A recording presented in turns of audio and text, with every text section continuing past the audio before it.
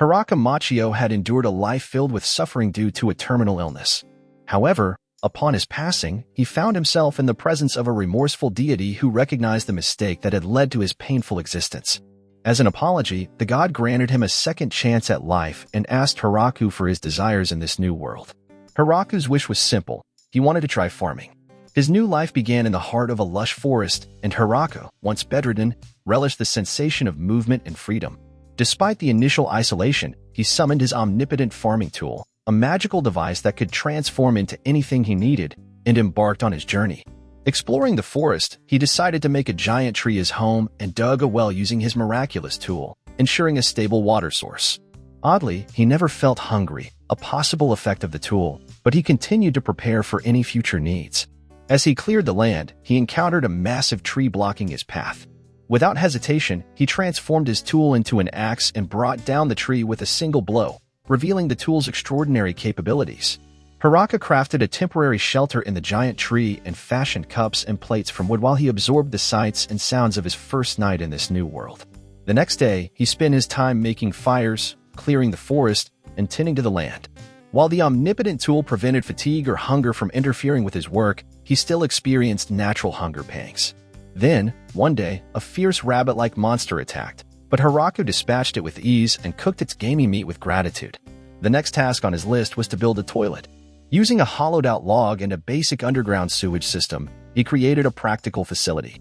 However, as he sat down to do his business, he realized he was missing something crucial. In response, he swiftly built walls around it for privacy. He then began to plow the field, contemplating the vegetables that would be nice to plant. Once he was done plowing, however, he realized that he didn't even have seeds to plant. He thought he would have to figure it out the next day. To his astonishment, he woke up shocked to find saplings growing in the plowed ground. He also noticed that all the saplings differed, and he assumed it was another effect of the tool.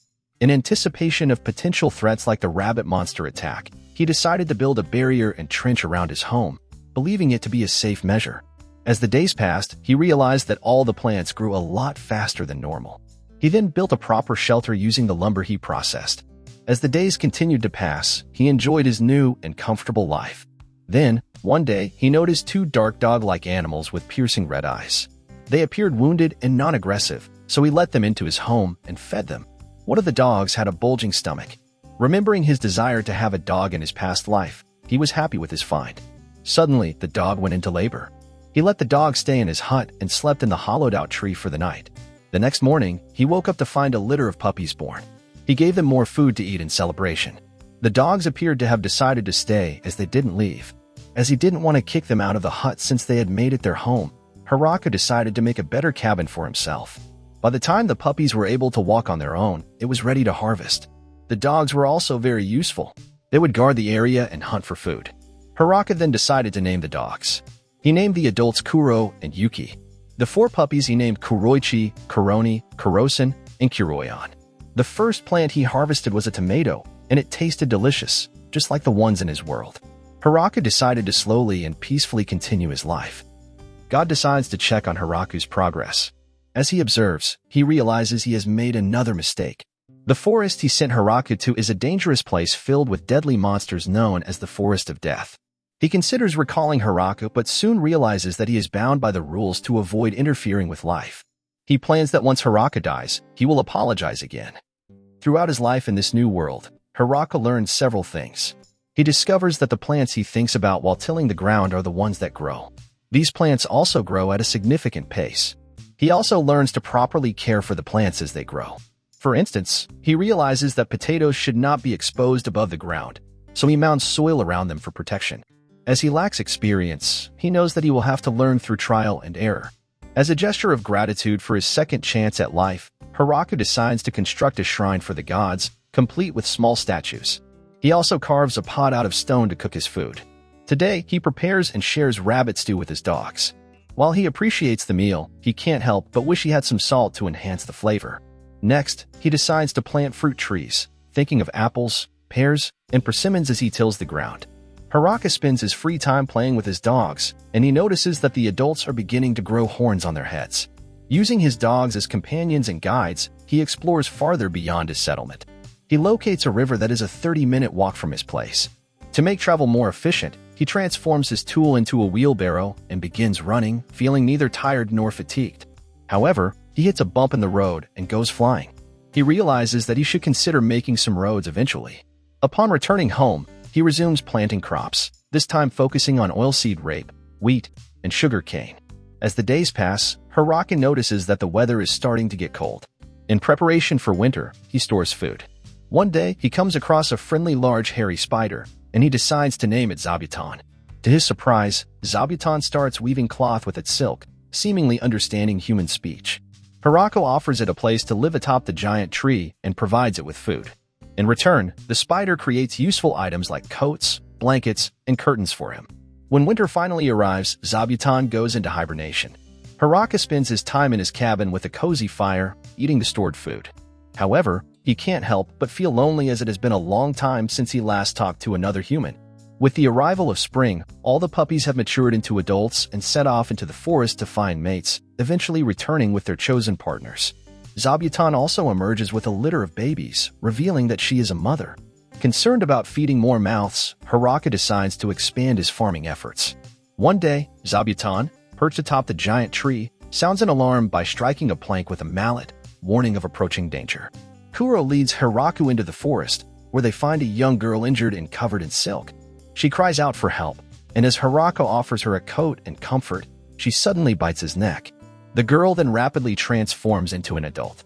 Despite the strange encounter, Hiraku realizes that she was attacked by his dogs and likely meant no harm. It turns out she needs to drink blood to regain her strength, and if her vitality wanes, she becomes smaller. Hiraku allows her to drink his blood to heal, and to his surprise, he is unaffected by her bites. She remarks on the remarkable quality of his blood, and he silently attributes it to the healthy body that God has granted him. Hiraku brings the girl to his home, where she expresses excitement at seeing various plants she has never encountered before, as they are not native to her world. He spends the day showing her all the different crops he has grown, and she eagerly absorbs the new knowledge. The girl introduces herself as Lu Lulasi and reveals that she is a vampire. She had a clash with nobles who tried to steal her research, compelling her to flee and seek refuge in the forest. She selected this forest for her hideout due to its infamous reputation, as the nobles had dispatched someone to pursue her relentlessly. Hiraku realizes that he doesn't know when he will meet another person and seizes the opportunity to ask her to live with him forever. However, she misunderstands, thinking he is proposing marriage. Although he's embarrassed by his choice of words, he doesn't take it back. The following day, Lu appears smaller, and she clarifies that it's a measure to deter Hiraku from having any inappropriate thoughts about her. Hiraku then shares his vision of developing this place into a village, and she requests that he cultivate some medicinal herb. As the days pass, Hiraku grows accustomed to living with Lu, and his loneliness gradually fades away. Lu, being a vampire, isn't much of a morning person, but she proves to be a helpful companion. Hiraku discovers that she can use magic, providing light sources where needed and even assisting him in locating salt hidden beneath the soil. Checking on his fruit trees, Hiraku notices they are taking a bit longer to grow compared to his other crops. Addition to his prior trees, he's planted oranges and peaches and plans to add chestnuts next. Lu expresses her anticipation to taste these unique fruits. During a tea break, Hiraku finds himself yearning for the taste of tea from his own world. Suddenly, Zabuton sounds the alarm, and they rush into the forest to investigate. To their surprise, the dogs and spiders have captured another girl, a blonde with wings. She cries for help, and Hiraku sets her free. With a simple spell, she heals and cleans herself, leaving Hiraku in awe of the magic in this world. He then notices Lu attempting to hide, realizing this is the girl sent to hunt her down. Returning to their cabin, they engage in conversation. The girl introduces herself as Tia, an angel. When Tia inquires about Hiraku, Lu introduces him as her husband, blushing bright red. It turns out Tia's people are a warrior race that was once worshipped. Hiraku asks why she's after Lu, to which she explains that Lu has a large bounty on her head due to the damage she caused during her rampage. Lu defends herself, stating the nobles pushed her to create medicines. They set their differences aside and Lu enthusiastically invites Tia to live with them, showcasing their thriving crops. Tia receives a tour of their village, including the residences. Upon seeing Zabuton, Tia faints. She's surprised by the unique crops and expresses her excitement. Hiraku teaches Tia how to harvest crops, starting with a cabbage, which he offers for her to taste with a pinch of salt. She's surprised by the freshness and flavor. The rest of the day is spent harvesting more crops. As they wind down for the night, Lu inquires if Tia had fun, to which she agrees. Lu then subtly suggests again that Tia should also live with them, with the underlying motive of having her help with the labor, as harvesting alone is quite the task. Tia gradually settles into life with the pair, assisting with various tasks, including summoning a golem to aid in construction. She requests that they plant more strawberries, but Hiraku explains that they can only cultivate as much as they can harvest, and much of the produce would go to waste. Tia thinks to herself that having more help would be beneficial. The village sees an increase in puppies as Kuroichi, Kuroni, Kurosen, and Kuroyon, along with their partners, become parents. Hiraku realizes that the dog's hut is not big enough and decides to build a dedicated area for the dogs opposite the orchard. Some of Zabuton's children depart from the village. Tia also mentions that she'll need to step away temporarily and flies off. In a few days, Tia returns with a group of high elves: Ria, Rifu, Rakoto, Rize, Riri, Rita, and Risu. They explain that most of their people were wiped out in the war between humans, and they've been wandering in search of a new home. They hope to settle down and repopulate their race. Lu and Tia vouch for them, highlighting their potential contributions to the village. The elves are introduced to the dogs and spiders, causing them to faint in shock, as these creatures are feared in this world. They embark on the task of building a new cabin and toilet for the elf sisters. Hiraku is amazed by their skills and craftsmanship, as the final result is a grand building superior to his humble cabin, complete with a spacious dining area and ample storage for food. The elves adapt seamlessly to their new life, assisting with harvests and volunteering for mining and blacksmithing tasks. To begin their blacksmithing endeavors, they require a furnace, which they promptly construct. Soon, they furnish Hiraku with a range of metal appliances that greatly please him. They share that their nomadic lifestyle over the past 2 centuries has honed their skills, enabling them to achieve remarkable feats. They emphasize that the only unfulfilled aspect of their lives is reproduction, casting gleaming eyes in Hiraku's direction. He chooses to remain silent, brushing off the topic. One day, one of the elf sisters notices the wheat crop and asks if she can make bread, a request Hiraku happily approves. The sisters create their signature bread specialties, and they all enjoy a meal together. A sudden thought crosses Hiraku's mind, and he turns to Lu with a question about the ownership of the land upon which they've built their village. Lu explains that the land isn't owned by anyone in particular, but it might fall within the jurisdiction of the Demon Lord. This revelation initially startles Hiraku, but Lu offers reassurance, stating that since he personally cultivated the land with his own hands, it rightfully belongs to him alone.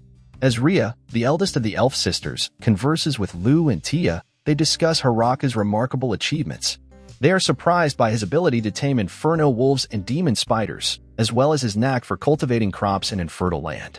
They emphasize his ignorance of this world's complexities and laugh amongst themselves. That's the end of this video. If you liked it, subscribe and comment for a part 2. Here is another video you might enjoy.